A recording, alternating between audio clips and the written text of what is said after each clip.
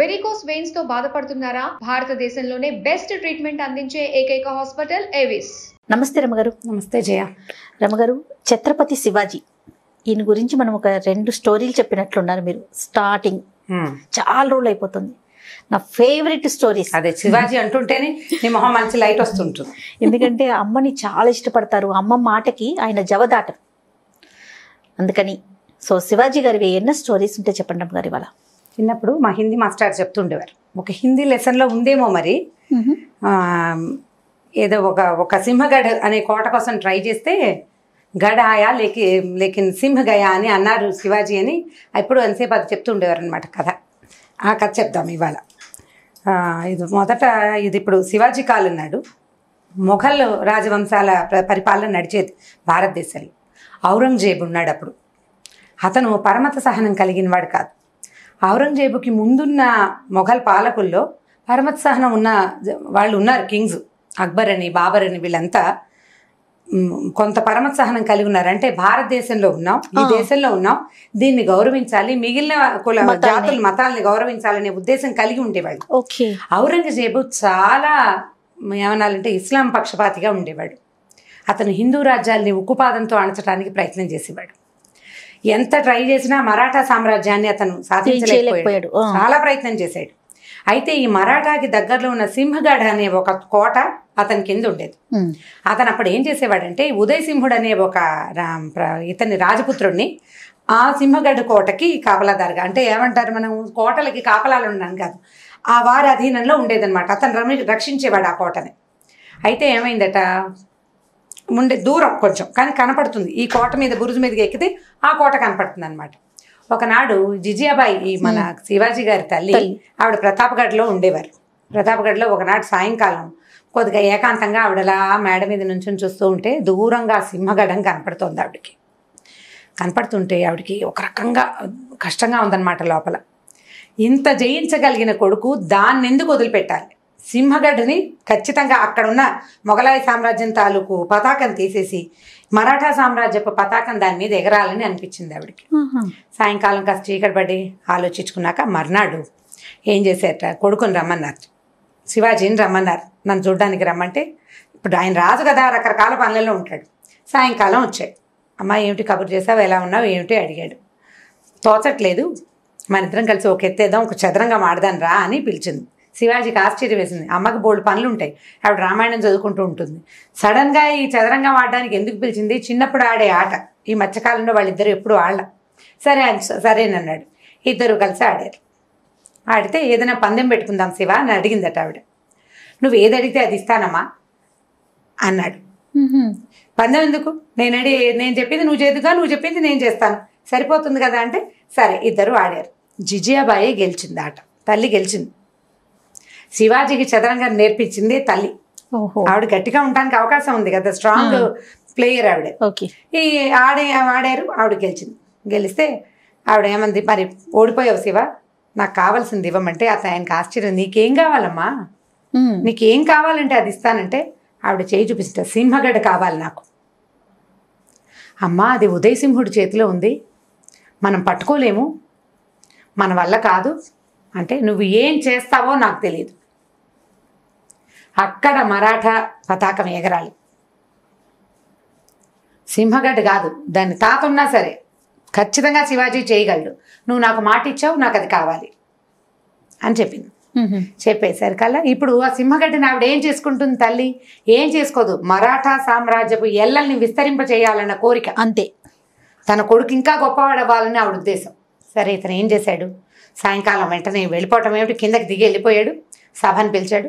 సభను పిలిస్తే అందరినీ తన తాలూకు సైన్యాధ్యక్షుల్ని, బాగా వీరాది వీరులందరినీ పిలిచి సింహగడ్డ మీద దండెత్తాలి. అమ్మ కోరుకుంది అది ఆవిడకి కావాలని.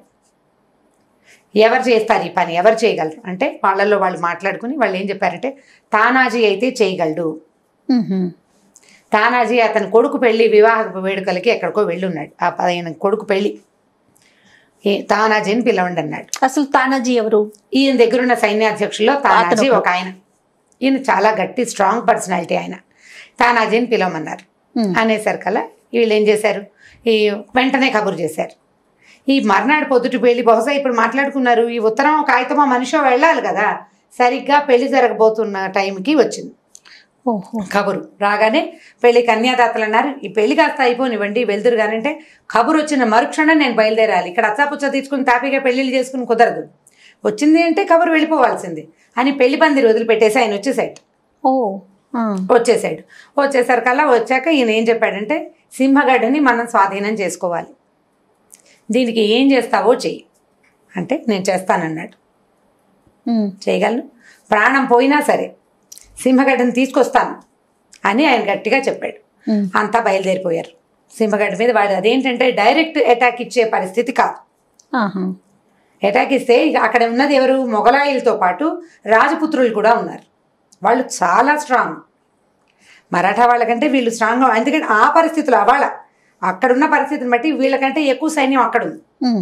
వాళ్ళు గట్టి వాళ్ళు అందరూ, పైగా చావోరేవో మా మనస్తత్వం కలిగిన మనుషులు వాళ్ళు. అందుకని ఏం చేశారు, రాత్రిపూటే చేసేయాలి, దీని మీద రాత్రి లోపలికి వెళ్ళిపోవాలనుకున్నారు. ఈయన దగ్గర యశ్వంతుడు అనే ఒక ఉడుము ఉండేదట. ఉడుము అంటే బల్లి జాతికి చెందింది. ఉడుము పట్టు అంటాం కదా, యశ్వంత్ సింగుడు అనేవాట, దాని పేరే అది. అది చెప్పిన మాట వినేది. వెళ్ళు అంటే వెళ్ళడం, ఆగు అంటే ఆగడం వచ్చు దానికి. అట్లా ట్రైన్ చేసి పెట్టుకున్నారు. ఈ ట్రైనింగ్కి ఆయన ఎప్పుడు ఏం చేసేవాడంటే, దీన్ని వదిలిపెడితే అది పైకి వెళ్ళి అక్కడున్న ఏదైనా ఒక తాడునో ఒక గోడనో ఒక మేకునో పళ్ళతో దాన్ని గట్టిగా పట్టేస్తుంది. ఉడుము పట్టు అంటాం కదా మనం. ఆ పట్టినప్పుడు ఏమవుతుంది, దాని నుంచి వెళ్ళాడుతున్న తాడు పట్టుకుని ఈయన పైకి వెళ్ళిపోయి మిగిలిన వాళ్ళు రావడానికి ఏర్పరిచేవాడు. తానాజీ స్టైల్ అది. దీన్ని వదిలిపెట్టారు, ఈ ఉడుముని వదిలిపెడితే అది పైదాకా వెళ్ళి ఏది పట్టుకోకుండా గబగబా దిగి కిందకు వచ్చేసేసరికల్లా మిగిలిన వాళ్ళంతా అన్నారు, అక్కడ ఏదో సమస్య ఉంది, అది అందుకే తిరిగి వచ్చింది అనేసరికి ఒప్పుకోలేదు. సమస్య ఉండని ఏముండని మనం వెళ్ళాల్సిందే, వెళ్ళిపోమని గట్టిగా ఈ ఉడుముని ఆయన కేకలేశాడు. నువ్వు వెనక్కి తిరిగి రావద్దు, ఏ పరిస్థితి అయినా సరే నేను పైకి రావాల్సిందే, మేము లోపలికి వెళ్ళాల్సిందే అనేసరికల్లా ఈ ఉడుము కాస్త పైకి వెళ్ళిపోయింది.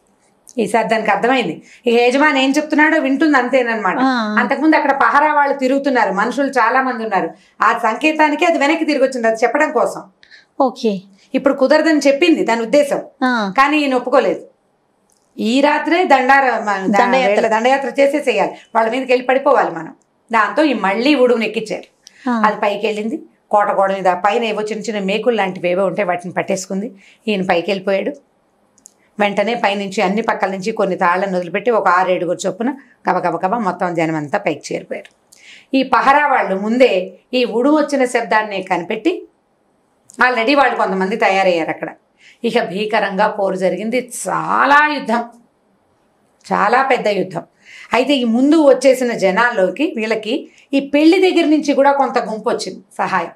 ఈయన పెళ్లి వదిలిపెట్టి వచ్చేసాడు కదా, మొత్తం గుంపు అక్కడికి వెళ్ళిన సైన్యాలు, వాళ్ళు వీళ్ళు సైనికులు, కొంతమంది దండనాయకులు, పెళ్లికని తరలి వెళ్ళిన జనం అంతా కూడా వచ్చేసారు. మొత్తం వీళ్ళు వాళ్ళు కలిసి మొత్తానికి యుద్ధం పూర్తయింది. ఆయన ఏం చేశాడంటే, తానాజీ ప్రతి గ్రూపు దగ్గర ఆయనే ఉంటూ పరుగులు పెడుతూ బాగా యుద్ధం చేయించాడు. బాగా జనాలను రెచ్చగొట్టాలి, ఉత్సాహపరచాలి కదా యుద్ధానికి. మొత్తానికి సాయంకాలం వేళకి మొత్తం అంతా స్వాధీనం అయిపోయింది కోట.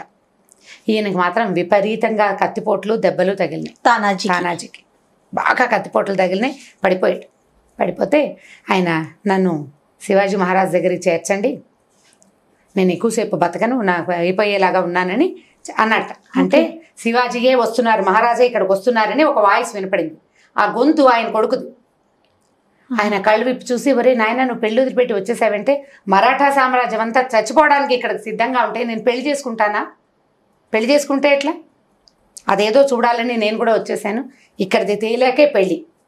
ఈయన ఎట్లా వచ్చేసాడో ఆ కుర్రాడు కూడా, పెళ్లి కొడుకు కూడా పెళ్లి వదిలిపెట్టి వచ్చేసాడు. వాళ్ళకి ఉన్న ఆ ప్రీతి అట్లాంటిది, ఆ రాష్ట్రం పట్ల ఉన్న ప్రీతి. సరే ఈ అయ్యేసరికల్ శివాజీయే వచ్చాడు. ఆయన చాలా దుఃఖపడ్డాడు ఈయన చూసి. గడ్డ దొరికింది, సింహం పోయింది. సింహగడ్డ దొరికి ఏం ప్రయోజనం? గడ్డ దొరికినా కూడా అసలు సింహం పోయింది. ఇంకా నేను ఇక ముందు ఎవరి మీద ఈ డిపెండెన్సీ నాకు దొరుకుతుందని ఆయన చాలా కష్టపెట్టుకున్నాడు. ఈ సింహగడ్డలో చాలా సంవత్సరాల పాటు ఈ మరాఠా సామ్రాజ్యమే ఉండేది. దీన్ని సాధించడానికి ఈ బల్లుల్ని వాడతారని, ఉడుముని వాడతారని అంతకుముందు ప్రపంచానికి తెలియదట. వాటికి ట్రైనింగ్ ఇవ్వటం అవన్నీ మరాఠాలోనే తెలుసుకున్నారు. తెలుసు ప్రపంచం కొన్ని చోట్ల జరుగుతూ ఉండుంటాయి, కాకపోతే ప్రపంచానికి అందరికీ తెలిసే తెలీదు. అవకాశం రాలేదు. ఈ పని ఇది చాలా పెద్ద పని. వీళ్ళ దగ్గర ఉన్న సైనికులు తక్కువ, అక్కడ మొఘలాయిల సైనికులు కాకుండా రాజపుత్రులు ఉండటం, వాళ్ళు ఇంకా బలశాలు. ఈ 2 గ్రూప్స్ని ఒక చిన్న గ్రూపు, ఒక రాష్ట్రం, ఒక భాష మాట్లాడే చిన్న గుంపు, వీళ్ళు వెళ్ళి డిఫీట్ చేయటము, పోరాడము. అది కూడా దేనికి? వాళ్ళ అమ్మకి ఇచ్చిన మాట కోసం. ఆవిడ సంతోష పెట్టడానికి ఆవిడ కావాలనుకుంది. దాన్ని ఆవిడేం చేసుకోదు, సామ్రాజ్య విస్తరణే. అంతకుముందు ఇది బహుశా దీని సామ్రాజ్యం మరాఠా సామ్రాజ్యం దయ అయి ఉంటుంది, వాళ్ళు స్వాధీనం చేసి పెట్టుకున్నారు. దాన్ని మళ్ళీ వీళ్ళు వెనక్కి తీసుకున్నారు. తానాజీ మరణించారండి. ఆయన అప్పుడే మరణించారు. మరణించిన తర్వాత ఈయన చాలా దుఃఖపడితే జిజియా అబ్బాయి ఆవిడ ఏం చెప్పిందంటే, ఇలా దుఃఖపడితే ఎట్లాగా, పిల్లాడు పాపం అవివాహితుడై వచ్చేసాడు, పెళ్లి కాకుండానే వచ్చేసాడు, అతను పెళ్లి జరిపించాలి అని చెప్పి ఆ అబ్బాయికి పెళ్లి చేసి ఆ తండ్రి స్థానంలో ఆ కుర్రాడిని నిలబెట్టుకుని అతనితోటి మీ తర్వాత యుద్ధాలు చేయించారట. మంచి కథలు. మనం శివాజీ కథలు తీసుకుంటే ప్రతిదీ మనని ఈ పని అంటే సరైన పని చేయడానికి ప్రొవోక్ చేసేవి గానే కనపడతాయి. మంచి మోరల్ స్టోరీస్ అండి. చాలా బాగుంది రమ్మగారు, సూపర్. చిన్నప్పుడు వినేవాళ్ళం, హిందీ మాస్టర్ చెప్పేవారి కథ. ఇంకొక స్టోరీతో మళ్ళీ కలుద్దామండి. తప్పకుండా. నమస్తే. ఈ వీడియో కనుక మీకు నచ్చినట్లయితే లైక్ చేయండి, షేర్ చేయండి. మరిన్ని వీడియోస్ కోసం మా ఛానల్ని సబ్స్క్రైబ్ చేసుకోండి.